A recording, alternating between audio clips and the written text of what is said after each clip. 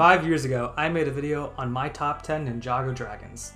Since then, there have been over 20 new Ninjago dragons, some of which are awesome, and some of which are... So I figured, perhaps it's about time to revisit this list, and give my opinion on my current list of the top 10 Ninjago dragons. At number 10, I have Wu's Battle Dragon. The only issue with this dragon is that the wings feel way too big compared to the rest of the dragon, which is very small. That being said, the giant wingspan helps make the dragon feel bigger than what it is. Additionally, the brick-built head looks really good, which in my opinion is something a lot of the smaller sized dragons seem to miss the ball on. Overall, this is a great dragon that I believe deserves to be on this list. Next up is the bigger Master Wu dragon from Possession. This entire dragon is excellent. The brick-built head is wonderfully constructed and in my opinion somewhat resembles Master Wu. While I normally prefer the cloth-style wings, the golden blade pieces work very well, especially because they are sharper edges giving a distinction from the smoother curves on the rest of the dragon. Lastly, I love the balance between the gold and the white, and I personally do not think the gold from the wings is too overpowering. At the 8th spot is the Ultra Dragon. I was never a fan of the original version, however, the Legacy version is a dragon I am a fan of. The heads actually have space for each other, unlike the cluster in the original. Additionally, each head does a good job representing each element of creation while also looking similar to each other. The wing flapping function is also a really fun feature, and the handle makes it really easy to swoosh this dragon around. The Elemental Dragon is the newest dragon on this list.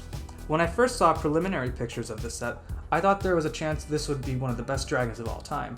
However, once official images came out, it didn't quite reach that expectation. I think the best part about this set is the bottom of it.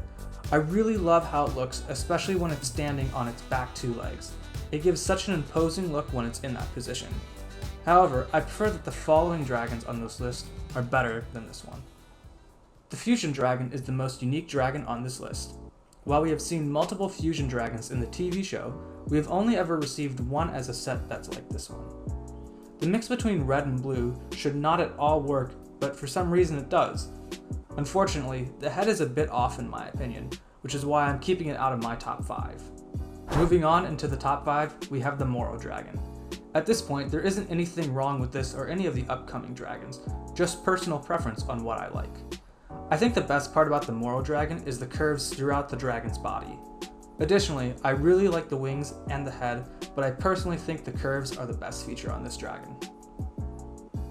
At number 4, I have the original Lightning Dragon.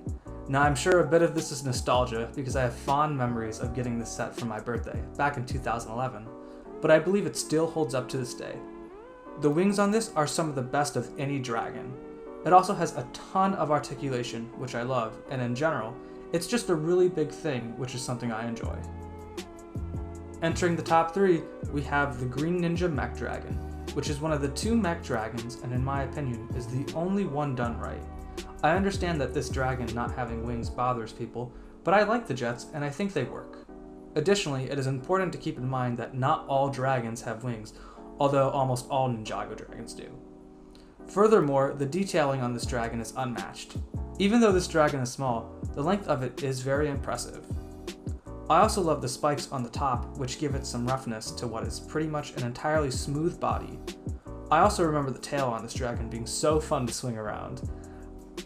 Lastly, I really like the head, which is a combination of a molded head with brick-built elements to it. At number 2 is Firstbourne, the mother of all dragons. This set is awesome. The best part about it is without a doubt the flapping wing functions, which is something you would think more dragons would have, but they just don't.